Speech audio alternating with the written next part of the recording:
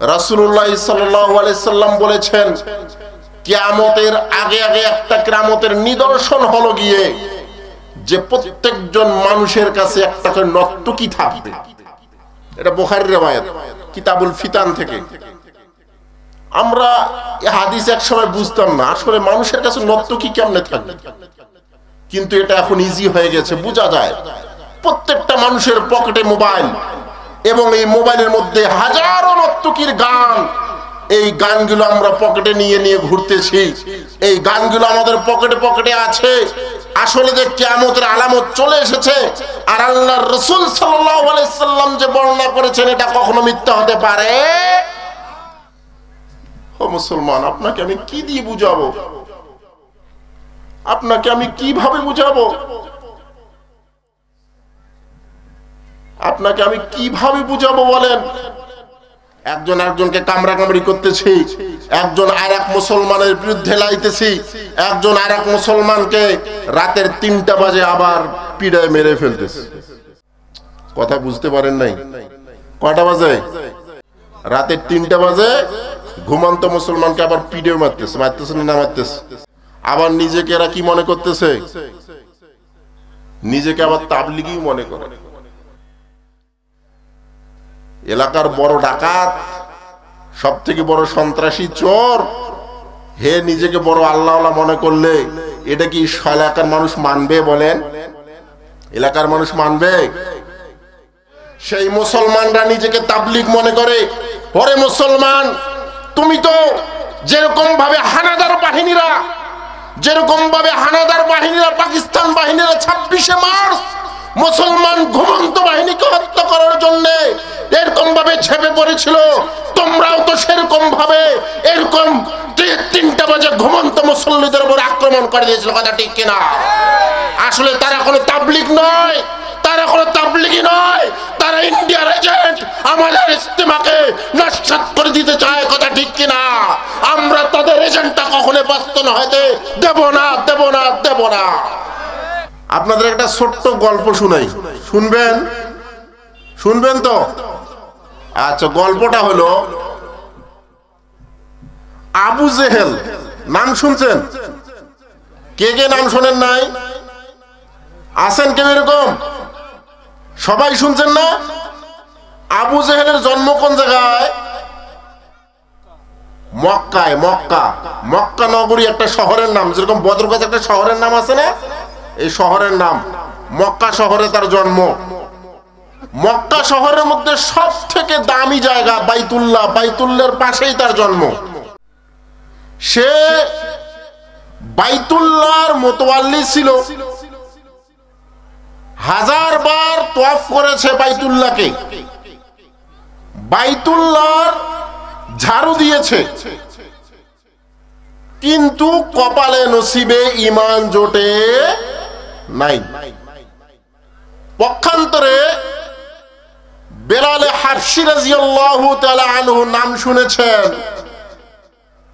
হযরত বেলাল হাবশী রাদিয়াল্লাহু তাআলা আনহু জন্ম হলো ইথিওপিয়ার, যাকে আফ্রিকা বলা হয়, কালা দেশের লোক ছিলেন, গোলাম দাস।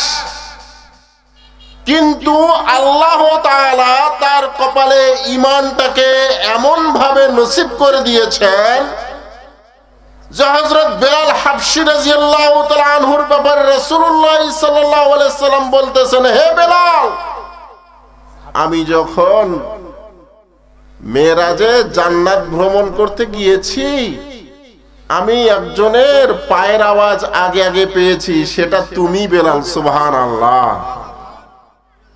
আমি আপনাদেরকে কোরআনের আজকে 3টা বিষয় নিয়ে কথা বলবো। আপনারা শুনতে রাজি আছেন? আপনারা শুনতে রাজি আছেন তো? না সুরে সুরে বলতে হবে?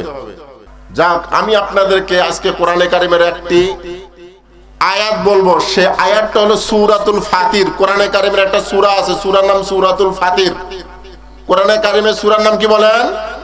সূরাতুল ফাতির। এই সূরার 29 নম্বর আয়াত। এই আয়াতের মধ্যে আল্লাহ তাআলা বলেন, ইন্নাল্লাযীনা ইয়াতলুনা কিতাবাল্লাহ وأقاموا الصلاة وأنفقوا مما رزقناهم سرا وعلانية يرجون تجارة لن تبور ليوفيهم أجورهم ويزيدهم من فضله إنه غفور شكور আল্লাহ তাআলা বলতেছেন ইন্নাল্লাযীনা ইয়াতলুনা কিতাবাল্লাহ। এক নম্বর কথা, যে সমস্ত ব্যক্তিরা আল্লাহ তাআলার কোরআনকে তেলাওয়াত করে, এক নম্বর। দুই নম্বর, ওয়া আকামুস সালাহ, নামাজ কায়েম করে। ওয়া আনফাকু মিম্মা রাযাকনাহুম সিররান ওয়া আলানিয়া। তিন নম্বর কাজ, আমি তাহাকে যাহা সম্পদ দান করেছি এই সম্পদ থেকে গোপনে প্রকাশ্যে দান করে। এই তিনটা কাজ যে ব্যক্তি করে, আল্লাহ তাআলা বলেন ইয়ারজুনা তিজারাতান, সে এমন একটি ব্যবসার আশা করে লাং তাবুর, যেই ব্যবসায় কোনো লস নাই। কি নাই বলেন? তাহলে কয়টা কাজ ব্যবসা? কি কি? এক নম্বর কোরআন তেলাওয়াত করা, এক নম্বর কি বলেন? দুই নম্বর নামাজ কায়েম করা, দুই নম্বর কি? তিন নম্বর দান সদকা করা। কি করা? আল্লাহ তাআলা বলতেছেন তিজারাতান, এটা এমন একটা ব্যবসা লাং তাবুর, যেই ব্যবসায় কোনো লস নাই। যে ব্যবসায় কি নাই বলেন?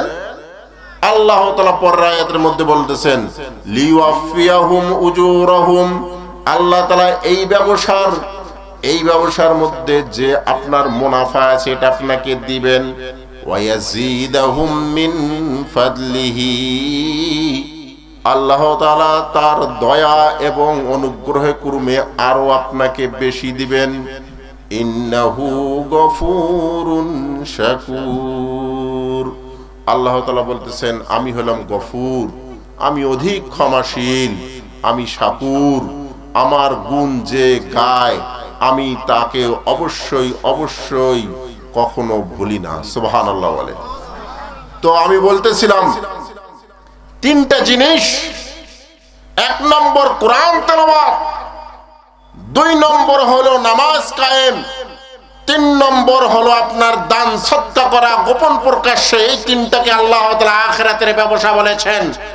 এই আখিরাতের ব্যবসা করার জন্য সবাই প্রস্তুত আছেন তো? ইনশাআল্লাহ সবাই প্রস্তুত আছেন তো? এখন সর্বপ্রথম যে বিষয়টা, সেটা আমরা কোরআনকে ধরি, কোরআনের বিষয়। আজকে যদি আমি আমাদেরকে বলতে যাই মুসলমান, আমাদের ঘরের মধ্যে থেকে কোরআন আছে না নাই? আমাদের ঘরের মধ্যে কোরআন তেলাওয়াত কি আছে? নাই, নাই। আরে মুসলমান আছে কোথায়? বলতেছেন আপনার ঘরে কোরআন তেলাওয়াত আছে। আজকে আমরা দেখতেছি আমাদের ঘর থেকে আজকে কোরআনগুলোকে উঠে গেছে। ও মুসলমান, কোন ঘরের মধ্যে কোরআন তেলাওয়াত নাই। আজকে কোন ঘরের মধ্যে কোরআনের কোন প্রকার আওয়াজ নাই। আজকে ঘর থেকে আমাদের কোরআনের তেলাওয়াত গুলো উঠে গেছে। পক্ষান্তরে আমাদের ঘরের মধ্যে আজকে টিভি সিনেমার মাধ্যমে পূজা পাঠের আওয়াজ বাইর হচ্ছে। নাউজুবিল্লাহ বলে। মুসলমান ভালো করে আমার কথা বুঝবেন। আপনার আমার ঘরের মধ্যে ডিসেল লাইনের একটা কি আছে? সংযোগ আছে। ডিসেল লাইনের সংযোগের মাধ্যমে আজকে প্রত্যেকটা মুসলমান আমরা ঘরের মধ্যে ডিসেল লাইনের সংযোগ লাগিয়ে নিয়েছি। প্রত্যেকটা মুসলমানের বাড়ির মধ্যে আমরা টেলিভিশনের একটা শয়তানের কল্লা নিয়ে এসেছি। এই শয়তানের কল্লার মাধ্যমে প্রত্যেকদিন মাগরিবের পরে আমাদের মা বোনেরা, প্রত্যেকদিন মাগরিবের পরে আমাদের বোনেরা এরকম ভাবে ডিসেল লাইনের মাধ্যমে, ভারতীয় চ্যানেলের মাধ্যমে, এরকম ভারতে প্রত্যেকটা চ্যানেলের দ্বারা প্রত্যেকদিন আপনার পূজা পাঠের আওয়াজ আসতেছে, পূজা পাঠ হচ্ছে, আর আপনি আমি মুসলমান এগুলোকে প্রত্যেকদিন দেখতেছি। হ্যাঁ মুসলমান, একটু চিন্তা করে দেখেন, যেই ঘর থেকে সকাল সন্ধ্যা কোরআনের আওয়াজ বাইর হওয়ার কথা ছিল, সেই ঘর থেকে আজকে প্রত্যেকদিন সকাল সন্ধ্যা পূজা পাঠের আওয়াজ বাইর হচ্ছে। মুসলমান, আজকে তোমার আমার পরিণতি সব থেকে খারাপের মধ্যে চলে গেছে, ঠিক কিনা? ও মুসলমান, আপনাদেরকে আমি কি বলবো? আর প্রত্যেকটা যুবকের হাতে হাতে চলে এসেছে অ্যান্ড্রয়েড মোবাইল ফোন। এই মোবাইল ফোনের মাধ্যমে সারা দিন শুধু অশ্লীল সিনেমা, অশ্লীল ছবি দিয়ে ভরপুর আমাদের মোবাইলের গুলো। আমি বুখারীর একটা হাদিস পড়েছিলাম, রাসূলুল্লাহ সাল্লাল্লাহু আলাইহি সাল্লাম বলেছেন, কিয়ামতের আগে আগে একটা কিয়ামতের নিদর্শন হলো গিয়ে যে প্রত্যেকজন মানুষের কাছে একটা করে নর্তকী থাকবে। এটা বুখারীর riwayat, কিতাবুল ফিতান থেকে। আমরা এই হাদিস একসময় বুঝতাম না, আসলে মানুষের কাছে নর্তকী কেমনে থাকবে, কিন্তু এটা এখন ইজি হয়ে গেছে, বোঝা যায়। প্রত্যেকটা মানুষের পকেটে মোবাইল, এবং এই মোবাইলের মধ্যে হাজারো নর্তকীর গান। এই গানগুলো আমরা পকেটে নিয়ে নিয়ে ঘুরতেছি, এই গানগুলো আমাদের পকেটে পকেটে আছে। আসলে যে কিয়ামতের আলামত চলে এসেছে, আর আল্লাহর রাসূল সাল্লাল্লাহু আলাইহি সাল্লাম যে বর্ণনা করেছেন, এটা কখনো মিথ্যা হতে পারে? এই জন্য মুসলমান, আল্লাহ তাআলা বলেছেন, ইন্নাল্লাযীনা ইয়াতলুনা কিতাবাল্লাহ। এক নম্বর আল্লাহ তাআলার তেলাওয়াত, কোরআনকে তেলাওয়াত করা, আল্লাহ তাআলার কিতাবকে তেলাওয়াত করা। আজকে সেই আল্লাহ তাআলার কিতাবটা আমাদের থেকে দূরে চলে গিয়েছে। আজকে আমাদের ঘর থেকে আল্লাহর কিতাবটা দূরে সরে গিয়েছে। পক্ষান্তরে এই আল্লাহর কিতাব দূরে সরে যাওয়ার কারণে আজকে আপনার আমার ঘরের মধ্যে টিভি, সিনেমার মতো নিকৃষ্ট জিনিস আপনার আমার ঘরের মধ্যে প্রবেশ করেছে, ঠিক কিনা? ও মুসলমান, আফসোসের বিষয় আরো হলো যে কি জানেন, এই কোরআন আবার অনেকের ঘরে আছে, কিন্তু কোথায় আছে? ওই যে তাকের ওপর, ওই যে আলমারির ওপর, ওই যে আপনার সব থেকে উঁচু জায়গায়, যেখানে প্রত্যেকদিন ইঁদুর ধরে চিকা দৌড়াদৌড়ি করে, টিকটিকি পায়খানা করে, এবং ধুলা ময়লা পরে একবারে স্তূপ হয়ে গেছে। এটাকে কখনো সারা বছর কোনোদিনও আমাদের কোনো মুসলমান খুলেও দেখে না, কথা ঠিক কিনা? আবার এমন ভাবে রেখেছে, একটা সিরা ময়লা কাপড় দিয়ে কোন রকম পেঁচিয়ে রেখেছে। পক্ষান্তরে যেই টেলিভিশন, যেটা আপনার আমার ঈমানকে নষ্ট করে, আপনার আমার ঈমানকে ধ্বংস করে দেয়, সেই টেলিভিশন, সেই রেডিও, সেই টিভি, সেই মোবাইল আমরা এমন একটা সুন্দর কাপড় দিয়ে ঢেকে রেখেছি, যাকে প্রতিদিন পরিষ্কার করি, যাকে প্রতিদিন আমরা সেই কাপড়টাকে নতুন করে রাখি, কোন প্রকার ময়লা ফেলতে দেয় না, কথা ঠিক কিনা? এই মুসলমান, এই কোরআন যদি আমরা এই অবস্থা করি, এই অবস্থা যদি আমরা কোরআনের করি, আপনার আমার আঞ্জাম কি হবে জানেন? রাসূল সাল্লাল্লাহু আলাইহি সাল্লাম বর্ণনা করতেছেন, রাসূলুল্লাহ সাল্লাল্লাহু আলাইহি সাল্লাম বলতেছেন, আল কোরআনু হুজ্জাতুল লাকা ওয়া আলাইকা।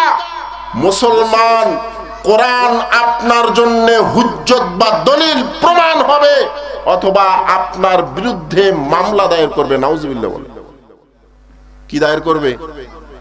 মামলা। এর পক্ষে আয়াত হলো সূরাতুল ফুরকানের 30 নম্বর আয়াতের মধ্যে আল্লাহ তাআলা বলেন, ওয়াকালার রাসূলু ইয়া রাব্বি ইন্না কওমি ইত্তাখাযু হাযাল কুরআনা মাহজুরা।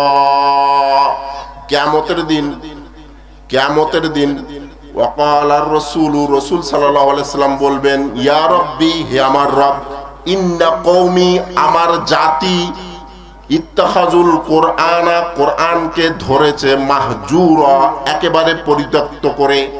কিয়ামতের দিন রাসূল আপনার বিরুদ্ধে যদি মামলা দায়ের করে, কে?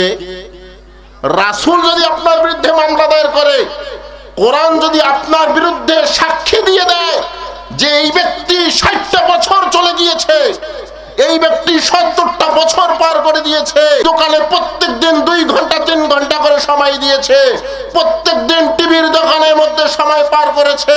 এই ব্যক্তি যদি এরকম ভাবে 60 বছর 70 বছর 100 বছর পার করে দিয়েছেন, আর কোরআন যদি আপনার বিরুদ্ধে মামলা দায়ের করে দিল, সে কোনদিন আমাকে ছুঁয়ে ধরে নাই, আমাকে ছুঁয়ে দেখে নাই, তাহলে আপনার আমার অবস্থা সেই দিন কি হবে একটু চিন্তা করে দেখেন মুসলমান। আমি আপনাদের বিবেককে নাড়া দিতে এসেছি, আমি বুঝাতে এসেছি কোরআনের মহত্ব সম্পর্কে। বুকটা ফেটে যায় মুসলমান, কান্না চলে আসে অন্তরের মধ্যে। চোখ দিয়ে শুধু পানি দেখাতে পারি না আপনাকে। আমি 2008 সালে তাবলিগ জামাত লাগিয়েছি নওগাঁ সদর থানায়। প্রায় 20 জন সাথী ছিলাম। এক সাথীর বয়স প্রায় 80-র কাছাকাছি, হাত কাঁপতো। তার সমস্ত খিদমত আমরা করতাম। বয়স্ক মানুষ চিল্লা এসেছে, ওই বেচারা বিসমিল্লাহির রহমানির রহিম এই একটি ছোট্ট আয়াত কোরআনের, এই আয়াতটা সে বলতে পারতো না। আয়াতটা বলতে পারতো না মুসলমান। তাকে আমরা প্রতিদিন পড়াইতাম। মুরব্বী বলেন, মনে হয় তিনি ইন্তেকাল করেছেন 2008 সালের কথা, তো 24 সাল। আল্লাহ তাআলা তাকে মাফ করে দিক, সবাই বলেন আমিন। বেচারাকে বলতাম, মুরব্বী বলেন বিসমিল্লাহির রহমানির রহিম, তিনি বলতেন বিসমিল্লাহির রহমানির রহিম। কি বলতেন? বিসমিল্লাহির রহমানির রহিম বলতেন। ও মুসলমান, আপনাকে আমি কি দিয়ে বুঝাবো? আপনাকে আমি কিভাবে বুঝাবো? আপনাকে আমি কিভাবে বুঝাবো বলেন? নওগাঁ সদরে নোয়াখালী মুরব্বী, নোয়াখালী বাড়ি। বেচারার প্রায় 80 বছর বয়স, হাতগুলো কাঁপতো, তার কাজকর্ম সেরকম করতে পারতো না। আমরা যুবকরা সবাই তার খেদমত করতাম। 40টা দিন তাকে মেহনত করেছি। 40 দিনের মধ্যেও সেই ব্যক্তি বিসমিল্লাহির রহমানির রহিম সহি শুদ্ধ ভাবে বলতে পারে নাই। আপনার আমার অবস্থা একটু করে চিন্তা করেন যে আমি কি সূরা ফাতিহাটা সঠিকভাবে পড়তে পারি? আমার যে 60টা বছর চলে গেল জিন্দেগি থেকে, আল্লাহ যে কোরআন হুদাল্লিল মুত্তাকিন হুদাল্লিন নাস, মানুষের জন্য হেদায়েতের জরিয়া হিসেবে আল্লাহ তাআলা যে আজকে আপনার আমার জন্য পাঠালেন, এই কোরআনটাকে কি আমরা একটু ধরেছি? এটাকে কি সহিভাবে তেলাওয়াতের কোনো চিন্তা করেছি? করি নাই মুসলমান। আমরা তো পুরুষরা করি না, এমনকি আমাদের মা বোনদেরকেও এখন আমরা করার সুযোগ করে দেই। আমি একটা ঘটনা শোনাই। আমরা তো সবাই চাই যে আমার সন্তানটা আলেম হোক, আমার সন্তানটা হাফেজ হোক, আমার সন্তানটা আদববান হোক, আমরা সবাই চাই। কিন্তু হাফেজ আলেম আদববান হতে গেলে সন্তানকে সর্বপ্রথম তার মাকে যে আদববান হতে হবে, সন্তান হাফেজ হতে গেলে যে মাকে সর্বপ্রথম একজন নেককার মহিলা হতে হবে, এটা আমাদের চিন্তা নাই। আজ থেকে প্রায় 1200 বছর আগের ঘটনা, ভালো করে শুনবেন মুসলমান। আমাদের উপমহাদেশের মধ্যে যে সমস্ত মুরব্বিয়ানে একরাম, যে সমস্ত বুজুর্গানে দিন চলে গিয়েছেন, তার মধ্যে একজন নাম ছিল খাজা কুতুবউদ্দিন বখতিয়ার কাকি রহমতুল্লাহি আলাইহি। খাজা কুতুবউদ্দিন বখতিয়ার কাকি রহমতুল্লাহি আলাইহি, তেনার বয়স যখন 5 বছর, কয় বছর বয়স? 5 বছর বয়সের মধ্যে তেনার মা তেনাকে নিয়ে গেছেন মক্তবে নিয়ে গেছেন, ওস্তাদের সামনে বসায় দিয়েছেন। হুজুর, আমার এই সন্তানের বয়স 5 বছর হয়ে গিয়েছে, আমার এই সন্তানকে আজ থেকে কোরআন শিক্ষা দিবেন। হুজুর বললেন, ঠিক আছে, আজ থেকে কোরআন শিক্ষা দেব, আপনি যান। খাজা কুতুবউদ্দিন বখতিয়ার কাকি রহমতুল্লাহি আলাইহির ওস্তাদ পাশে বসিয়েছেন ছোট বাচ্চা 5 বছরের শিশু, বসিয়ে পড়াচ্ছেন, বাবা পড়ো আউযু বিল্লাহি মিনাশ শাইতানির রাজীম। 5 বছরের বাচ্চা পড়ে বিসমিল্লাহির রহমানির রহিম। উস্তাদ পড়েন আলহামদুলিল্লাহি রাব্বিল আলামিন। 5 বছরের বাচ্চা পড়তেছেন আর রহমানির রহিম। উস্তাদ পড়তেছে মালিকি ইয়াউমিদ্দিন। বাচ্চা পড়তেছে ইয়্যাকা না'বুদু ওয়া ইয়্যাকা নাস্তাঈন। উস্তাদ পড়তেছে ইহদিনাস সিরাতাল মুস্তাকিম। এক আয়াত আগে আগে পড়তেছেন। বাচ্চা পড়তেছে সিরাতাল্লাযীনা আন'আমতা আলাইহিম গায়রিল মাগদুবি আলাইহিম ওয়ালাদ-দাল্লিন। বিসমিল্লাহির রহমানির রহিম। আলিফ লাম মিম যালিকাল কিতাবু লা রাইবা ফীহি হুদাল লিল মুত্তাকিন।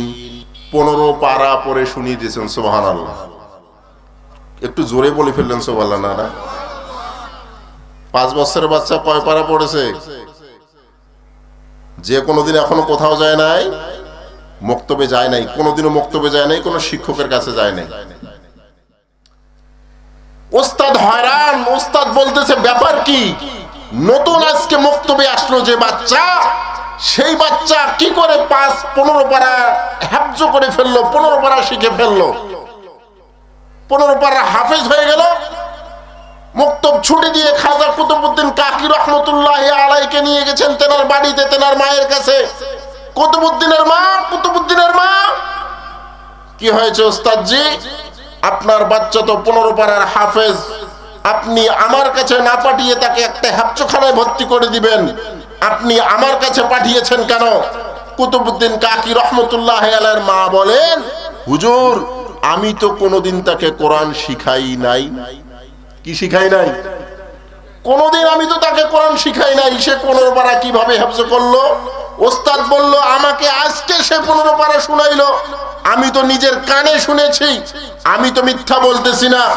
খাজা কুতুবউদ্দিন কাকি রহমতুল্লাহ আলাইহির মা বলেন, আমিও তো মিথ্যা বলতেছি না, আমিও তো তাকে কোনোদিন কোরআন শিখাই নাই। এখন ওস্তাদ বলতেছেন, কুতুবউদ্দিনের মা আপনি একটু বলেন আপনার কাজ কি, আপনি কি করেন? কুতুবউদ্দিন কাকি রহমতুল্লাহ আলাইহির মা বলেন, আমার এই সন্তান যখন আমার গর্ভের মধ্যে এসেছে, আমি 15 পারার হাফেজা, আমি 15 পারা মুখস্থ। আমার এই সন্তান যখন আমার গর্ভে এসেছে, আমি এই সন্তানকে গর্ভ অবস্থায় সর্বসময় কোরআন তেলাওয়াত করতাম। 15 পারার প্রত্যেক দিন 1 পারা করে তেলাওয়াত করতাম। আমার এই বাচ্চা যখন ভূমিষ্ঠ হয়েছে, দুধ পান করানো অবস্থায় আমি 15 পারার হাফেজা, প্রত্যেক দিন 1 পারা তেলাওয়াত করতাম, প্রত্যেক দিন 1 পারা তেলাওয়াত করতাম। কুতুবউদ্দিন কাকি রহমতুল্লাহ আলাইহির ওস্তাদ বলেন, এটাই কারণ আপনি 15 পারা শিক্ষা করে 15 পারা তেলাওয়াত করেছেন। আপনার গর্ভের সন্তান দুধ পান করা অবস্থায়, গর্ভ থাকা অবস্থার মধ্যে শুনে 15 পারার হাফেজ হয়ে গেছে। সুবহানাল্লাহ। আজকে যদি আপনার আমার মা বোনকে ওই টিভি সিনেমার ঘর না দিয়ে, প্রত্যেকটা মা বোনকে যদি জাহিদুল ভাইয়ের মাদ্রাসার মতো একটি করে মহিলা মাদ্রাসায় পড়িয়ে হাফেজা বানাইতাম,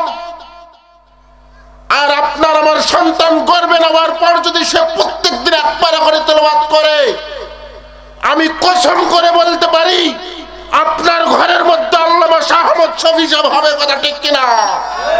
আপনার ঘরের মধ্যে হাফিজ হুজুর রহমাতুল্লাহ আলাইহি তৈরি হবে। কথা ঠিক কিনা? ও মুসলমান, নিজের ঘরের মধ্যে শয়তানের কল্লা রেখে সেখানে সারাদিন পূজা পাঠ, নর্তকীদের গান।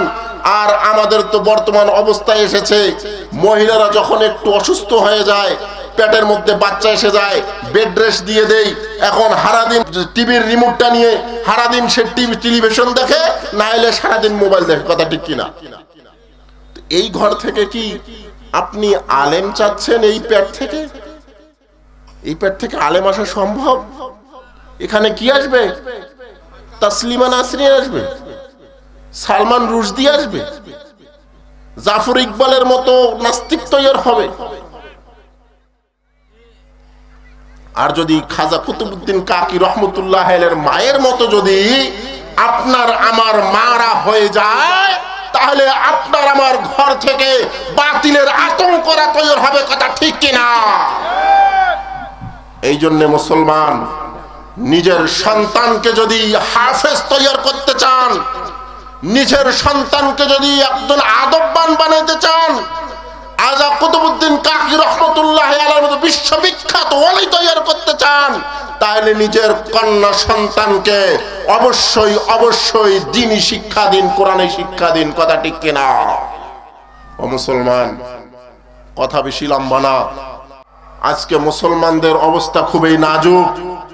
আজকে মুসলমানরা কোথায় নিজের মধ্যে পরস্পরের মধ্যে রহমদিল এবং নিজেদের মধ্যে খুবই শান্তি শৃঙ্খলা বজায় রেখে একজন আরেকজনের সাথে একেবারে দয়ার ভাব থাকবে, সেখানে আজকে মুসলমানরা নিজেরাই আমরা একজনকে কামড়াকামড়ি করতেছি। কথা ঠিক কিনা? একজন একজনকে কামড়াকামড়ি করতেছি, একজন আর এক মুসলমানের বিরুদ্ধে লাইতেছি, একজন আর এক মুসলমানকে রাতের 3টা বাজে আবার পিড়ায় মেরে ফেলতেছি। কথা বুঝতে পারেন নাই? কয়টা বাজে? রাতের 3টা বাজে ঘুমন্ত মুসলমানকে আবার পিড়ে মারতেছে না মারতেছে। আবার নিজেকে এরা কি মনে করতেছে? নিজেকে আবার তাবলিগি মনে করে। এলাকার বড় ডাকাত, সব থেকে বড় সন্ত্রাসী চোর, হে নিজেকে বড় আল্লাহওয়ালা মনে করলে এটা কি এলাকার মানুষ মানবে? বলেন, এলাকার মানুষ মানবে? এলাকার মানুষ মানবে না। আসলে গোটা বিশ্বের মধ্যে থেকে, গোটা বিশ্বের মধ্যে বাংলাদেশের একটা পরিচিতি আছে, সেটা কারণ হলো ইস্তেমার মাঠ। কিসের মাঠ বলেন? ইস্তেমার মাঠ। গোটা বিশ্বে এই ইস্তেমা কোথাও গ্রান্টেড হয়নি। যখন ইস্তেমা বিষয়ে যখন সমস্ত মুরব্বিয়ানরা একত্রিত হয়েছিলেন, একত্রিত হয়ে যখন লটারি করেছিলেন, 3 দেশ নিয়ে লটারি হয়েছিল, বাংলাদেশ, ভারত, পাকিস্তান, কোন দেশের মধ্যে ইস্তেমা হতে পারে। 3 বারে বাংলাদেশের নাম উঠেছিল। বলেন সুবহানাল্লাহ। এই ইস্তেমার মাঠে যখন রাজনীতিক অরাজনীতিক, আপনার সাদা কালো, আপনার আহলে হাদিস বলেন, বিএনপি বলেন, জামাত বলেন, আওয়ামী লীগ বলেন, সমস্ত মানুষ এক প্ল্যাটফর্মে গিয়ে একত্রিত হয়ে যখন আখরি মোনাজাত করে, মুসলমানদের যখন শক্তিকে দেখতেছে খুবই দিন দিন বাড়তেছে, মুসলমান এক প্ল্যাটফর্মের মধ্যে আসতেছে, তখন এই তাবলিগ জামাতের মধ্যে বিভক্তি সৃষ্টি করে ইন্ডিয়ার রয়েরা এবং আপনার এরকম ভাবে ইহুদিদের মোসাদরা এটাকে বিভক্তি করার জন্য আমাদের দেশের একজন মুসলমানকে লেলিয়ে দিয়েছে। কথা ঠিক কিনা? সেই মুসলমানরা নিজেকে তাবলিগ মনে করে। ওরে মুসলমান, তুমি তো যেরকম ভাবে হানাদার বাহিনীরা পাকিস্তান বাহিনীরা 26শে মার্চ মুসলমান ঘুমন্ত বাহিনীকে হত্যা করার জন্য এরকম ভাবে ছেপে পড়েছিল, তোমরাও তো সেরকম ভাবে এরকম 3টা বাজে ঘুমন্ত মুসল্লিদের উপর আক্রমণ করে দিয়েছিল। কথা ঠিক কিনা? আসলে তারা কোনো তাবলিগ নয়, তারা কোনো তাবলিগি নয়, তারা ইন্ডিয়ার এজেন্ট, আমাদের ইস্তেমাকে নস্যাৎ করে দিতে চায়। কথা ঠিক কিনা? আমরা তাদের এজেন্টটা কখনো বাস্তব হতে দেব না, দেব না, দেব না। দিবেন? কখনোই দেব না। তো বলতেছিলাম এই জন্যে আল্লাহ তাআলা বলেন, ইল্লাল্লাযীনা ইয়াতলুনা কিতাবাল্লাহ, ওই সমস্ত মানুষ যারা আল্লাহর কিতাব তেলাওয়াত করে, কোরআন তেলাওয়াত করে। 1 নম্বর কোরআন তেলাওয়াত। 1 নম্বর কি বললাম বলেন? ইনশাআল্লাহ কোরআন তেলাওয়াত করব। তো আজকে থেকে মসজিদের ইমাম সাহেবকে ধরবেন যে মসজিদ ইমাম সাহেব আমাকে একটু কোরআন সহি করে দেন, ধরবেন তো ইনশাআল্লাহ। 2 নম্বর নামাজ কায়েম করে। 2 নম্বর কি করে বলেন? ওই সমস্ত মোমেন যারা নামাজ কায়েম করে, নামাজকে প্রতিষ্ঠা করে। আমি আপনাদেরকে বলতেছি, ভালো করে শুনেন, আমি আপনাদেরকে একটা হাদিস বর্ণনা করব। এই হাদিসটা বুখারীতেও এসেছে, আবার মুসলিমের মধ্যেও এসেছে। বুখারীর মধ্যে এসেছে আপনার 618 নম্বর হাদিস, মুসলিমের মধ্যে 481 নম্বর হাদিস। বুখারী মুসলিমের মধ্যে যেহেতু এসেছে, এই হাদিসটাকে বলা হয় হাদিসে মুত্তাফিকুন আলাই। এই হাদিসের মধ্যে রাসূল সাল্লাল্লাহু আলাইহি সাল্লাম নামাজের একটা চিত্র বর্ণনা করেছেন। আমরা মুসলমানরা সব থেকে দ্বীনের কাজের মধ্যে পিছে, দুনিয়ার কাজের মধ্যে আগে। মসজিদগুলো যদি আমরা যাই, মসজিদের মধ্যে গেলে মনে হয় যেন এই এলাকার মধ্যে কোনো যুবক নাই, সবগুলো যুবক মারা গেছে। কথা ঠিক কিনা? অথবা সবগুলো যুবক কি করেছে, ইউক্রেন বা রাশিয়ার যুদ্ধের মধ্যে অথবা আপনার ফিলিস্তিন যুদ্ধের মধ্যে চলে গিয়ে সব যুদ্ধে শামিল হয়ে গিয়েছে, আর কয়েকটা বুড়ো বাসি রয়েছে, এই বুড়োগুলো মসজিদে আসতেছে। মসজিদের চিত্র এটা না? যুবকরা মনে করে আমাদের জন্য নামাজ এখনো সময় হয় নাই, এখনো সময় হয়নি, নামাজের সময় এখনো আপনাদের হয় নাই। মনে করে বুড়োগুলোর নামাজের সময় হয়েছে, বুড়োগুলোর কাম নাই যে নামাজ পড়ে। নামাজ সম্পর্কে আপনাদেরকে আমি একটা হাদিস বর্ণনা করব, হাদিসটা ভালো করে শুনবেন। উবাইদুল্লাহ ইবনে আব্দুল্লাহ ইবনে আতাবাতা তিনি বর্ণনা করেন, দাখালতু আয়েশা রাদিয়াল্লাহু তাআলা আনহা, আমি আয়েশা রাদিয়াল্লাহু তাআলা আনহার কাছে গেলাম, ঘরের মধ্যে গেলাম। অতঃপর আয়েশা রাদিয়াল্লাহু তাআলা আনহুকে তিনি বলেন, ইয়া আয়েশা রাদিয়াল্লাহু তাআলা আনহা, আলা তুহাদ্দিসুনি আন মারজি রাসূলুল্লাহ সাল্লাল্লাহু আলাইহি ওয়াসাল্লাম, আপনি আমাকে রাসূল সাল্লাল্লাহু আলাইহি ওয়াসাল্লামের অসুস্থ অবস্থায় কি আমল করতেন একটু বলবেন কিনা? আয়েশা রাদিয়াল্লাহু তাআলা বলেন, নাম, আমি তোমাকে বলবো।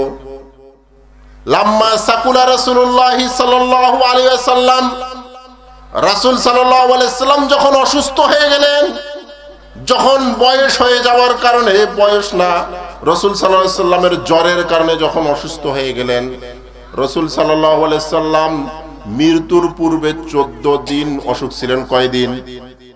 কয়দিন বলেন? 14 দিন অসুস্থ ছিলেন।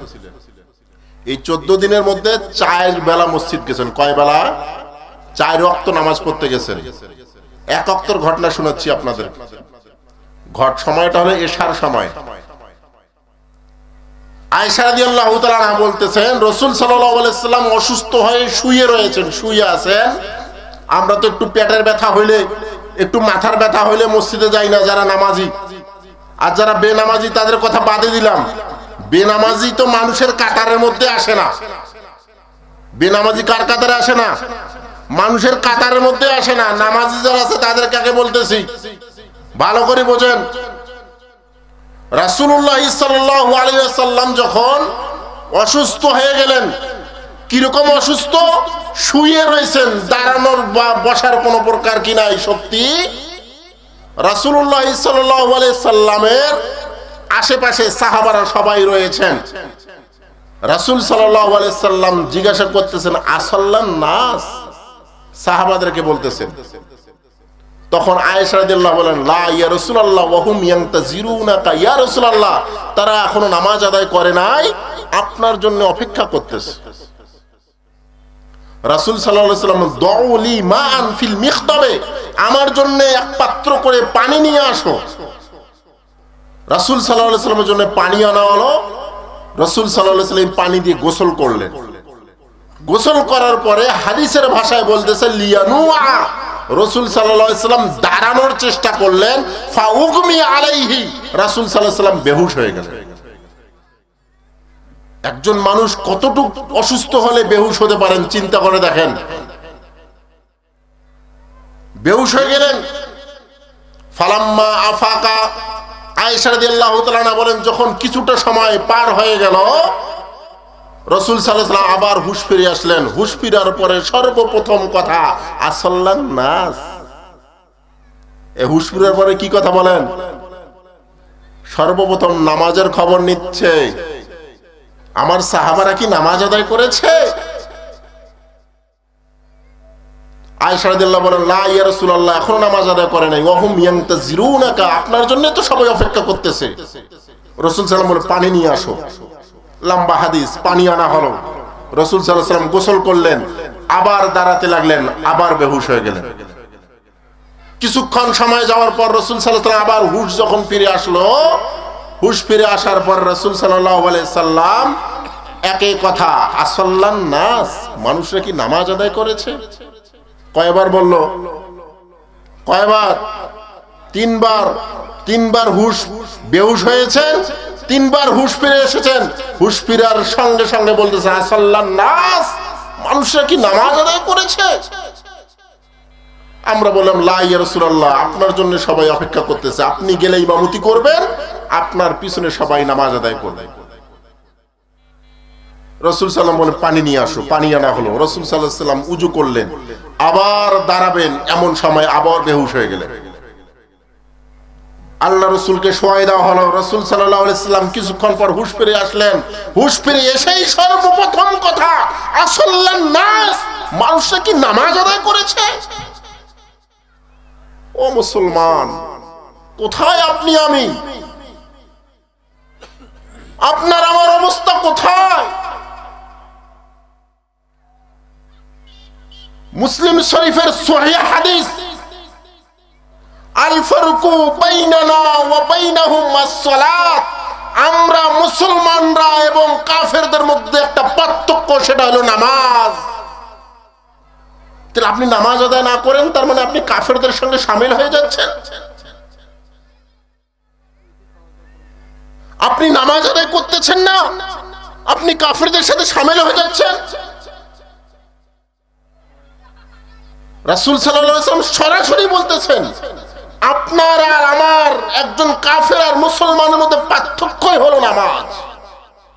তাহলে আপনি কোন মার্কা মুসলমান যে আপনি 5 ওয়াক্ত নামাজ আদায় করেন না? আবার আমাদের দেশে জুমার দিন দেখা যায় মসজিদ ধরে না, কথা ঠিক কিনা? ঠিক না? সারা সপ্তাহ নামাজ আদায় করে না, কিন্তু জুমার দিনে নামাজ আদায় করা এরকম কিছু মুসল্লি আছে না নাই?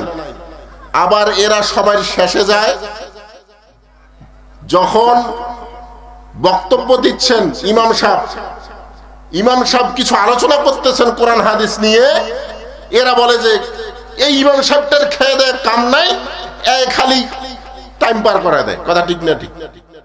এরা সবাই শেষে যায়, সবাই আগে আসে না? এরকম মুসলমান, এরকম মুসলমানদেরকে আমি বলি, যদি যুবক হয় এ আপনার এলাকার মধ্যে বদনাম হবে যে এই ছেলেটা জুমার নামাজ আদায় করে না। যখন এর বিয়ার সম্বন্ধ আসবে, এর বিয়েও হবে। কথা বুঝাইতে পারিনি আমি? এই আপনার এলাকায় যদি কেউ কোন ছেলের সম্বন্ধ নিয়ে আসে, মেয়ে পক্ষ যদি আপনার এসে খোঁজ খবর নেয় না, খোঁজ খবর, এলাকার আশপাশ খোঁজ খবর নেয় ছেলেটা কেমন, কি অবস্থা, তো তখন এলাকার সে যদি জুমার নামাজও না পড়ে, এলাকার মানুষ বলে ওই ছেলেটার কথা বলছে, এত বদমাইশ যে জুমার নামাজ আদায় করে না। এই জুমার নামাজ আদায় করে যার জন্য বিয়ে হয়, এই জন্য জুমার নামাজ আদায় করে। তো মুসলমান, আপনাদেরকে বলতেছিলাম যে রাসূল সাল্লাল্লাহু আলাইহি ওয়াসাল্লাম 4 বার অসুস্থ হয়ে গেলেন, 4 বার বেহুশ হলেন।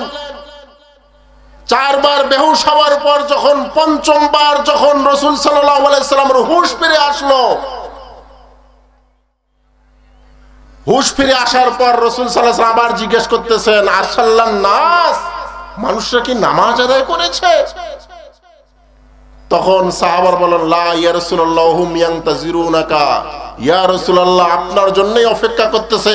রাসূল সাল্লাল্লাহু আলাইহি ওয়াসাল্লাম বললেন যে একজন লোক যাও, গিয়ে আবু বকরকে বলো সে যেন নামাজ আদায় করায় দেয়। হযরত বেলাল রাদিয়াল্লাহু তাআলা আনহু গেলেন, গিয়ে আবু বকর রাদিয়াল্লাহু তাআলা আনহুকে বললেন, এ আবু বকর, আল্লাহর রাসূল বলেছেন আপনাকে ইমামতি করতে, আপনি ইমামতি করেন। আবু বকর রাদিয়াল্লাহু তাআলা বলেন, আমি তো একটু নরম দিলের মানুষ, ওমর তুমি ইমামতি করো। ওমর রাদিয়াল্লাহু তাআলা বলেন, আপনাকে আল্লাহর রাসূল দিয়েছেন দায়িত্ব, আপনাকেই করতে হবে, আমার দ্বারা সম্ভব না, আপনিই করেন। কে করেন? আবু বকর, আপনাকে ইমামতি করতে হবে, ইমামতের সুগরাও করতে হবে। আল্লাহর রাসূল সাল্লাল্লাহু আলাইহি ওয়াসাল্লাম ইশারাতও বুঝিয়ে দিয়েছেন, আমার ইন্তেকালের পর আবু বকর এই এলাকার আমির হবে, এই রাষ্ট্রের অধিনায়ক হবে। আল্লাহর রাসূল সাল্লাল্লাহু আলাইহি ওয়াসাল্লামের ইশারার মধ্যে আবু বকর রাদিয়াল্লাহু তাআলা আনহু এরপরে খলিফাতুল মুসলিমিন হয়েছেন। আবু বকর রাদিয়াল্লাহু তাআলা নামটা যখন এসেছে, তাহলে আরেকটু বলে দেই, আবু বকর রাদিয়াল্লাহু তাআলা খলিফাতুল মুসলিমিন হওয়ার পরে কয়েকটা ফিতনা দেখা দিল। একটা হলো আপনার যাকাত দিবে না, একটা জাতি, তারা যাকাত দিবে না, এটা তারা এরকম ভাবে ঘোষণা দিয়ে দিল। আবু বকর রাদিয়াল্লাহু তাআলা এদের বিরুদ্ধে যুদ্ধ করলেন। মুসালামতুল কাজ্জাব ভণ্ড নবুয়তের দাবিদার, ভণ্ড নবী দাবি করলো, সে দাবি করলো আমি নবী। হযরত আবু বকর রাদিয়াল্লাহু তাআলা আনহু একদল সৈন্য পাঠিয়ে ওই মুসালামতুল কাজ্জাবকে হত্যা করালেন। আমাদের দেশেও এই মুসালামতুল কাজ্জাবের মতো ভণ্ড নবুয়তের দাবিদার একজন গোলাম আহমদ কাদিনীর অনুসারীরা আছে না নাই? তারা আমাদের দেশের মধ্যে সরল মানা মুসলমানদেরকে এরকম ভাবে কাদিনী বানানোর জন্য, অমুসলিম বানানোর জন্য পায়তারা করে যাচ্ছে। এই কাদিয়ানীরা কাফেরদেরকে আমাদের আলেম ওলামারা সেই শুরু থেকে কাফের ঘোষণা করানোর জন্য সরকারকে বিভিন্ন ভাবে চাপ দিয়েছে, বিভিন্ন ভাবে মিছিল মিটিং করেছে, বিভিন্ন ভাবে ঘেরাও মিছিল করেছে, কিন্তু সরকার শুনে নাই। কিন্তু এখন ফ্যাসিস্ট চলে গিয়েছে, ফ্যাসিবাদ চলে গিয়েছে। সামনের সরকার যারা আসবে আমাদের জোরালো দাবি থাকবে কাদিয়ানীরা কাফের। বলেন কাদিয়ানীরা কাফের। কি ব্যাপার বলেন না কেন? আপনারা কি কাদিয়ানীকে মুসলমান মনে করেন? কে কে মুসলমান মনে করেন? যে কাদিয়ানীকে মুসলমান মনে করবে সেও কাফের, যে কাদিয়ানীকে কাফের মনে করবে না সেও কি কাফের। বলেন আমার সঙ্গে, বলেন কাদিয়ানীরা কাফের। না আওয়াজ নাই, বালাপাড়া মনে হয় খায় না, পাশে তো নদী, তাজা তাজা মাছ খান, খান না? হ্যাঁ না, গরু গোশতের দাম বেশি হয়ে গেছে, খুব খায়, খায় কার জন্য নাই, তাও জন্য নাই। আচ্ছা এবার দেখি জোর হানা না হয়। কাদিয়ানীরা কাফের। আপনারা শুধু কাফের কাফের বলবেন। কাদিয়ানীরা কাফের, কাদিয়ানীরা কাফের।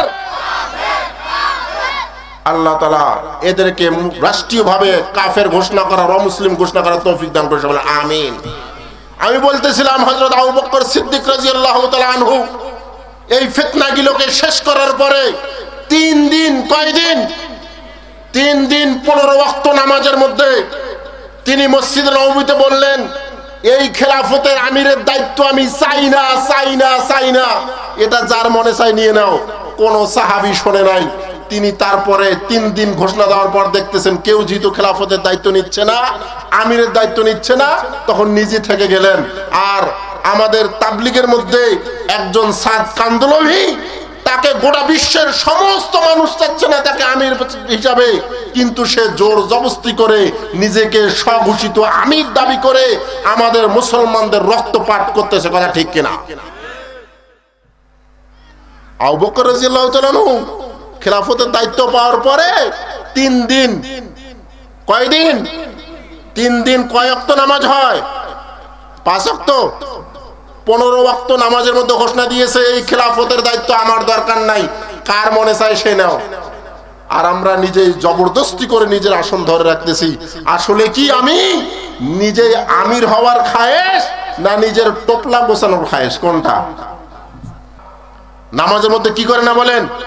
সঠিকভাবে পিঠ হেলায় না, সেই ব্যক্তির নামাজ কি হয় না?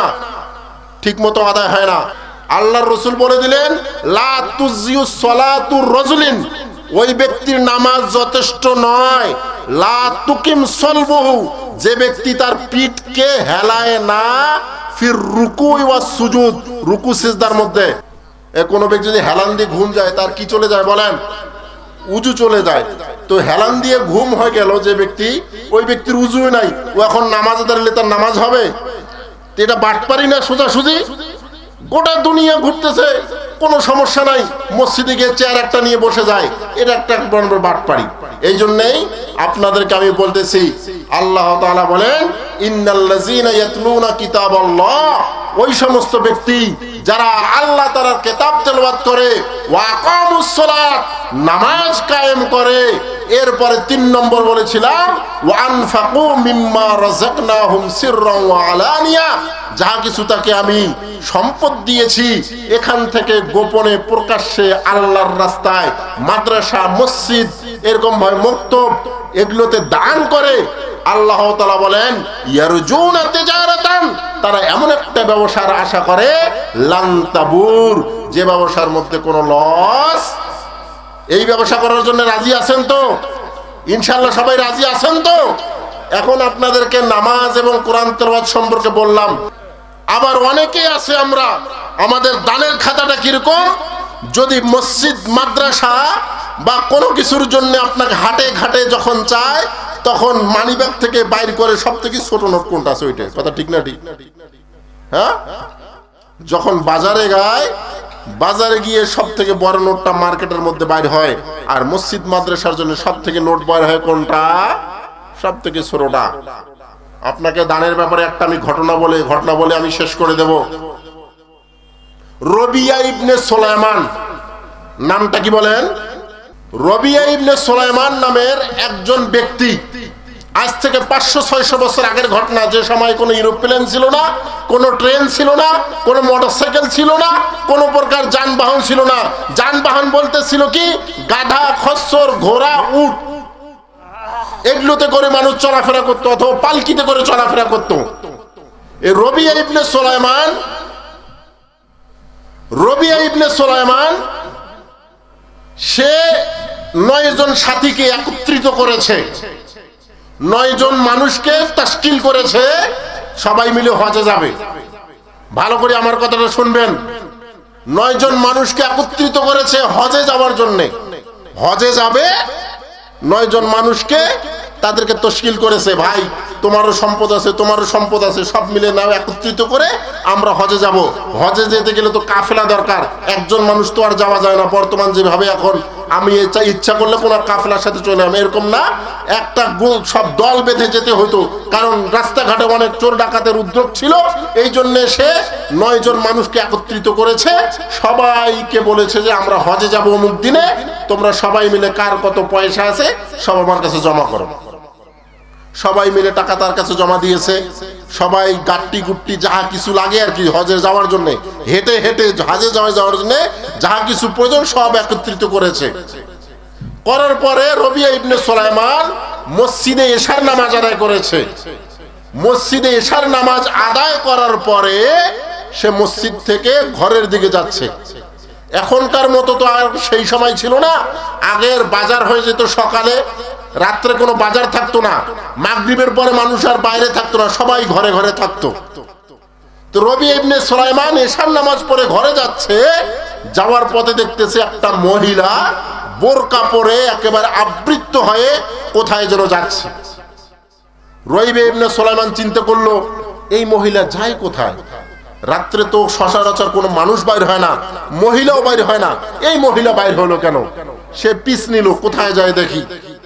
সে মহিলার পিছু পিছু যেয়ে দেখতেছে মহিলা মহল্লা পার হয়ে মহল্লার ডাস্টবিন, যেখানে ময়লা ফেলানো হয়, এই ময়লার ডাস্টবিনে গিয়ে দেখতেছে একটা মরা গাধা।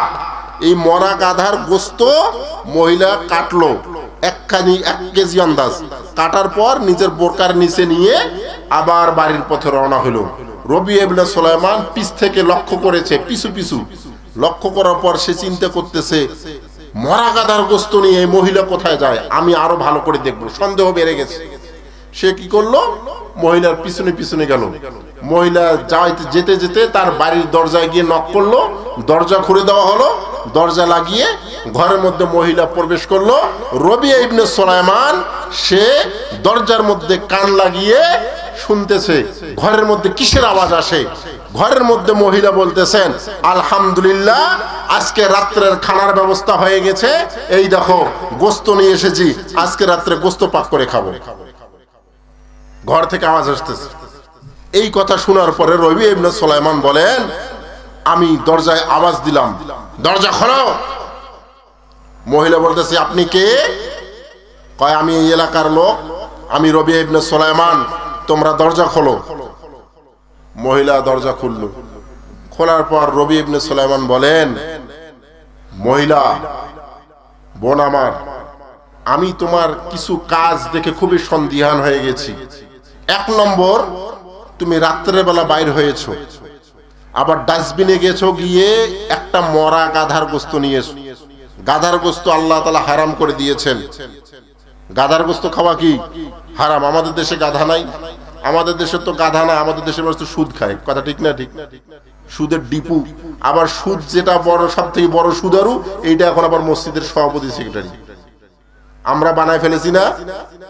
এক সময় ছিল, আমরা শুনেছি, আমরা যখন ছোট ছোট ছিলাম, গরুর যখন খুরাই হইতো তখন নাকি সুদারুর নাম লেখা গরুর গলায় বাঁধি দিলে নাকি খুদাই পালা যেত। সুদারুকে মানুষ দেখতে পারতো না। এখন মানুষের ঘরে ঘরে সুদ। যে সুদ খায় না এরে মানুষ বোকা মনে করে। কথা ঠিক না? ঠিক। সুদ খাইলে খুব তাড়াতাড়ি ধনী হওয়া যায়। তো বলতেছিলাম, রবি ইবনে সুলাইমান বলতেছে, তুমি মরা গাধার গোশত নিয়ে এসে বাড়ির মধ্যে বলতেছো যে আজকে রাত্রে সুস্বাদু খানার ব্যবস্থা হয়ে গেছে। ব্যাপারটা কি তুমি আমাকে খুলে বলো। তুমি মহিলা মানুষ, ঘর থেকে বাইর হয়েছো, 1 নম্বর। 2 নম্বর আবার মরা গাধার গোশত নিয়ে এসেছো। মরা গাধার গোশত খাওয়া জায়েজ আছে? তখন রবি ইবনে সুলাইমানকে ওই মহিলা কান্না করে দিয়েছে। কান্না করে দিয়ে বলতেছে, আমার স্বামী একজন মুজাহিদ, যুদ্ধে গিয়ে শহীদ হয়ে গিয়েছেন। আজ শহীদ হয়ে গিয়েছেন 6 মাস। আমার 2টা মেয়ে কন্যা সন্তান আছে, অর্থাৎ একটা সাবালক একটা নাবালক। সাবালক মেয়েকে তো আমরা বাইর করতে পারি না ঘর থেকে। 6 মাসে যা সামান ছিল, খাদ্য ছিল, সব শেষ হয়ে গিয়েছে। শেষ হয়ে যাওয়ার পরে আজকে 3 দিন ধরে আমরা শুধু পানি পান করে আছি ঘরের মধ্যে। ক্ষুধার যন্ত্রণা সহ্য করতে পারতেছি না। এই জন্যে রাত্রে গিয়ে মরা গাধার গোশত নিয়ে এসেছি খাওয়ার জন্য। রবি ইবনে সুলাইমান বলেন, আমি আর হজে যাব না। আমার হজে কালকে যাওয়ার যত টাকা পয়সা, সামানা, খাদ্য যা ছিল, আমি সব তোমাকে আজকে রাত্রে ঘরের মধ্যে দিয়ে যাচ্ছি। এগুলো দিয়ে তুমি চলো, এরপরে দেখি তোমার কোনো ব্যবস্থা করা যায় কিনা। সে তার সমস্ত হজে যাওয়ার খরচগুলো কাকে দিয়ে দিয়েছে? ওই মহিলাকে, যে মহিলার স্বামী মারা গেছে। এখন তারপরে দিন ওই বাকি 9 জন সাথী যারা তার সঙ্গে হজে যাবে তারা এসেছে। এসে বলে, সাথী চলো, আজকে না হজে যাত্রা করার কথা ছিল। রবি ইবনে সুলাইমান বলে, আমি আর হজে যাবো না ভাই। কয়, কে যাবি না কে? বলে যে আমার সমস্যা আছে, আমি যাবো না। কি করেছে এটা বলতেছে না, যে আমি দান সৎকা করে দিয়েছি, হজের পয়সা গেলে, এগুলো বলতেছে না। বলতেছে আমি যাব না। এবারে না, তুমি তো আমাদেরকে তাশকিল করেছো, তুমি বলেছো আমাদেরকে নিয়ে যাবে, তুমি যাচ্ছ না কেন? চলো। রবি ইবনে সুলাইমান, না দোস্ত, না বন্ধু, না ভাই, আমার যাওয়া সম্ভব নয়। ধরো তোমাদের টাকা পয়সা, মাল সামানা, তোমরা চলে যাও। এই 9 জন যখন অনেক জোরাজুরি করলো, জোরাজুরি করার পর যখন রবি ইবনে সুলাইমান যাচ্ছে না, তখন এরা 9 জন হজে চলে গেছে। হজে চলে যাওয়ার পর হজ শেষ। হজ শেষ করার পরে ওই 9 জন সর্বপ্রথম রবি ইবনে সুলাইমানের বাড়ি আসছে। আসার পরে একটা বড় ধরনের গাট্টি, বড় ধরনের বস্তা রবি ইবনে সুলাইমানের সামনে ফালাই দিছে। দিয়ে বলে, মিথ্যুক, ধোঁকাবাজ, ডাকাবাজ, হজে তো গেলি, আবার আমাদের দ্বারা গাট্টিগুলো ভয় নিলি, আমাদের সঙ্গে যাবি না, এটা আগে বললে হইতো। তুমি হজে গেছো, আমাদের দ্বারা গাট্টিগুলো বহন করে নিছো। তুমি একটা মিথ্যুক, তুমি একটা ধোঁকাবাজ, তুমি একটা ডাকাবাজ। রবি ইবনে সুলাইমান কয় কি রে, আমি তো হজে যাই নাই, এরা আমার এবার ওইখানে এসে বলতেছে আমি হজে গেছি। হ্যাঁ তুমি হজে গেছো। আমরা যখন যে মক্কায় পৌঁছেছি, পৌঁছার পরে যখন আমরা সর্বপ্রথম তোয়াফ করতেছি, সর্বপ্রথম মক্কায় যাওয়ার পরে বাইতুল্লাহ দেখার পর যেটাকে তোয়াফ করতে হয়, এটাকে তোয়াফে কি বলা হয়? কুদুম বলা হয়, তাই না? এই তোয়াফ করতেছি, তোয়াফ করার অবস্থায় দেখতেছি আমরা দূরে দূরে, তুমি সামনে সামনে তোয়াফ করতেছো। তোমাকে ধরার জন্য আমরা চেষ্টা করি, যতই তোমাকে ধরার জন্য সামনে যাই, তুমি ওইদিকে যাও, ওইদিকে আমরা যাই, তুমি এদিকে যাও। তোয়াফ করার পর যখন আমরা সর্বপ্রথম আরাফার ময়দানে গেলাম, দেখলাম যে তুমি এক জায়গায় গাট্টি নিয়ে বসে আছো। আমরা তোমার কাছে যাইতে দেখলাম তুমি পলায় গেলা। তা আমরা চিন্তা করলাম তোমার গাট্টিটা হারায় যাবে, এই জন্য তোমার গাট্টিটা কান্দে নিলাম। নিয়ে দেখতেছি আবার মিনার ময়দানে তুমি সামনে, তোমাকে ধরতে গেছি, দেখি তুমি ওখানে নাই। আবার এরকম ভাবে যখন কুরবানি করতে যাই, কুরবানি করতে গিয়ে দেখি তুমি কুরবানি করতেছো, তোমাকে ধরতে গেছি, দেখি তুমি নাই, পলায় গেছো। এরকম করতে করতে পুরো হজটার মধ্যেই তোমাকে আমরা পিছনে পিছনে দৌড়াইলাম, তুমি আমাদেরকে পলাই গেলা, আর লাস্ট পর্যন্ত তোমার এই গাট্টিটাও আমাদের কাঁধে তুলে দিলা। তুমি মিথ্যুক একটা, তুমি একটা ধোঁকাবাজ, তুমি একটা দাগাবাজ। রবিয়া ইবনে সুলাইমান কয়, কখন হজে গেলাম? টাকা পয়সা তো আমি কিছুই হজে নেওয়ার জন্য যাই নাই, এরা কি বলে? রবিয়া ইবনে সুলাইমান গাল টাল খাইয়া সে ঘরের মধ্যে যা কান্নাকাটি করে শুয়ে পড়ছে। কান্নাকাটি করে কি পড়ছে? শুয়ে পড়ছে। এখন কান্নাকাটি যখন করে শুয়ে পড়ছে, আল্লাহ তাআলার রাসূল সাল্লাল্লাহু আলাইহি সাল্লাম সাহাবা একরাম তার খলিফাদেরকে নিয়ে রবিয়া ইবনে সুলাইমানের স্বপ্নের মধ্যে উপস্থিত হয়ে গেছে। সুবহানাল্লাহ।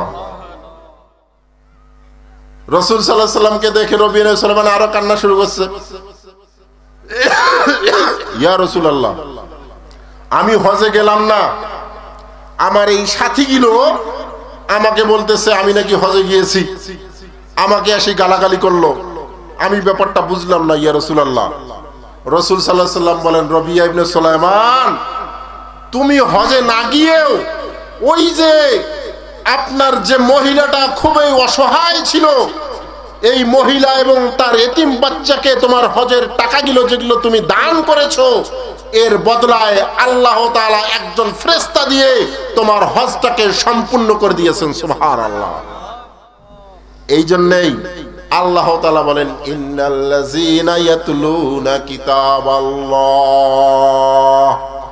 ওই সমস্ত লোক যারা আল্লাহ তাআলার কিতাব তেলাওয়াত করে, ওয়া আকামুস সালাত, নামাজ কায়েম করে, ওয়া আনফাকু মিম্মা রাযাকনাহুম সিররাও ওয়া আলানিয়া, আমি তাহাকে যা সম্পদ দিয়েছি এগুলো গোপনে প্রকাশ্যে দান করে।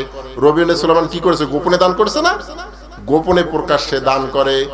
ইয়ারজুনা তিজারাতান লান তাবুর, আল্লাহ তাআলা বলতেছেন এটা এমন একটা ব্যবসা, এমন একটা ব্যবসা যেই ব্যবসায় লস নাই। কি নাই? এটা কি দুনিয়ার ব্যবসা না আখিরাতের ব্যবসা? করবেন তো এই ব্যবসা ইনশাআল্লাহ? ইনশাআল্লাহ করবেন তো? আর একটা সৎকার ঘটনা শোনাই। আমরা তো আমাদের পিতামাতা ইন্তেকালের পরে সহায় সম্পত্তি নিয়ে মারামারি শুরু হয়ে যায়। যে সমস্ত সম্পত্তি আমার পিতা, আমার যারা বংশের লোকেরা রেখে গিয়েছে, আমার মা মারার সময় যে সমস্ত সম্পত্তি আমরা পেয়েছি এগুলো নিয়ে ভাগাভাগি নিয়ে লেগে যাই খুবই মারামারি পারাপারির মধ্যে। কিন্তু যে ব্যক্তি মরেছে ওই ব্যক্তি নিয়ে কেউ টেনশন করি না। কথা ঠিক নয়? ঠিক। আরে শোনেন মুরব্বী, আমার মুরব্বীরা ভালো করে শোনেন, আপনি মারা গেলে আপনার জন্য কেউ কাঁদে না, সবাই নিজের জন্য কাঁদে। ভালো করে বুঝে না কার জন্য কাঁদে? কেউ আপনার জন্য কাঁদে? বুঝতে পারেন নাই মনে হয়। আপনার মেয়ে কাঁদে, বাবা মইরা গেছে আর কার বাড়িতামু, কথা এরকম করে বলে না? আব্বা তুই যে গেলু, মরি গেলু, এখন কার বাড়িতে আসি উঠিম। তার মানে ওই কার বাড়িতে উঠবে সেই চিন্তা, ওর বাপ মরছে যে সেই চিন্তা আছে। স্ত্রী চিল্লে কান্নাকাটি করে, তুমি চলে গেলা আমাকে এখন খাওয়াবে কি? সন্তানরা কান্নাকাটি করে, আব্বা তুমি মরে গেলে গা আমাদের এখন কি হবে? সবাই নিজের কি হবে এই চিন্তা করে, ও যে মারা গেছে ওর কি হবে সেটা কেউ চিন্তা করে না। আমি কি ভুল বলেছি? মৃত্যুর বাড়ির কান্না কেউ মৃত্যু ব্যক্তির জন্য করে না, সবাই নিজের জন্য করে। মরার পরেও নিজের স্বার্থটা সবাই রে। এই জন্যই পিতামাতা মারা গেলে তাদের জন্য দান সৎকা করা দরকার। আবার নিজেই মৃত্যুর আগে, মরার আগে এমন কিছু দান করা দরকার যেই দানগুলো করলে আপনি কিয়ামত পর্যন্ত তার সবগুলো পেতে থাকবেন। মানুষ মারা যাওয়ার পরেও ইজা মাতাল ইনসানু ইনকাতা আমলুহু ইল্লা সালাস, মানুষ যখন মারা যায়, মারা যাওয়ার পরেও সমস্ত আমল বন্ধ হয়ে যায়। আপনি 5 ওয়াক্ত নামাজি, আপনি মারা গেছেন, আপনার নামাজের আমল বন্ধ, কোরআন তেলাওয়াতের আমল বন্ধ, আপনার অন্য সমস্ত আমল বন্ধ, কিন্তু 3টা আমল আপনার জারি থাকে। কয়টা আমল বলেন? 1 নম্বর, যদি সে নেককার সন্তান রেখে যায়, যদি ওই সে নেককার সন্তান রেখে যায়, এই নেককার সন্তান যে সমস্ত তার আমল করবে এই আমলগুলোর সব সেই স্বামী, সেই পিতা, সেই মা পেতে থাকে। অথবা কোনো একটা সদকায়ে জারিয়া করে গেছে, মসজিদ বানিয়ে দিয়ে গেছেন, অথবা কোনো একটা জমি মাদ্রাসাকে দিয়ে গেছেন, মসজিদের নামে দিয়ে গেছেন, অথবা কোনো একটা পুল, ব্রিজ, কালভার্ট বা কোনো একটা আপনার টিউবওয়েল, এরকম ভাবে যে কোনো আপনি একটা মানুষের জন্য কল্যাণকর কাজ করে গেছেন, এই কাজটা যতদিন পর্যন্ত থাকবে ততদিন পর্যন্ত আপনার আমল নামায় সব যেতেই থাকবে। সুবহানাল্লাহ। এই জন্যই আল্লাহ তাআলা বলেন, ইন্নাল্লাযীনা ইয়াতলুনা কিতাবাল্লাহ, ওই সমস্ত লোক যারা আল্লাহর কিতাব তেলাওয়াত করে, ওয়া আকামুস সালাত, নামাজ কায়েম করে, ওয়া আনফাকু মিম্মা রাযাকনাহুম সিররাও ওয়া আলানিয়া, আমি তাকে যাহা কিছু দিয়েছি সম্পদ, এখান থেকে গোপনে প্রকাশ্যে দান করে। আল্লাহ তাআলা বলেন, ইয়ারজুনা তিজারাতান, এটা এমন একটা ব্যবসা, লান তাবুর, যে ব্যবসার মধ্যে কোনো লস নাই। কি নাই বলেন? এই লসহীন ব্যবসা আপনারা করার জন্য রাজি আছেন তো? ইনশাআল্লাহ, ইনশাআল্লাহ সবাই রাজি আছেন তো? আল্লাহ তাআলা আমাদের সবাইকে এই লসহীন ব্যবসা করার তৌফিক দান করুক। সবাই আমিন। ওয়া আখিরু দাওয়ানা আলহামদুলিল্লাহি রাব্বিল আলামিন। আসসালামু আলাইকুম ওয়া রাহমাতুল্লাহি ওয়া বারাকাতুহু।